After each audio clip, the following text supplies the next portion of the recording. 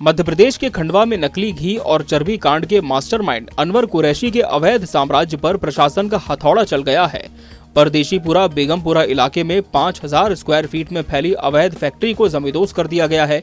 संकरी गलियां होने की वजह से जब बुलडोजर नहीं पहुंच पाया तो मजदूरों ने हथौड़ों से ही 14 इंच मोटी अवैध दीवारों को ढा दिया। जांच में पता चला कि हिमालय हाइट्स ऑयल ट्रेडर्स नाम की कंपनी की आड़ में ये खौफनाक खेल चल रहा था। एक हफ्ते पहले यहां से 1380 किलो चर्बी और 2700 लीटर चर्बी का तेल बरामद हुआ था, जिसका इस्तेमाल कथित तौर पर नकली घी बनाने में हो रहा था। हैरानी की बात यह है कि अनवर का लाइसेंस 2023 में ही खत्म हो चुका था, फिर भी यह धंधा जारी था। इस लापरवाही में नगर निगम के 2 कर्मचारियों को सस्पेंड भी किया गया है। सैंपल मथुरा लैब भेजे गए हैं, जिसकी रिपोर्ट के बाद आरोपियों पर और भी सख्त शिकंजा कसा जाएगा। क्या आपको लगता है कि ऐसे मिलावटखोरों पर इससे भी कड़ी कार्रवाई होनी चाहिए?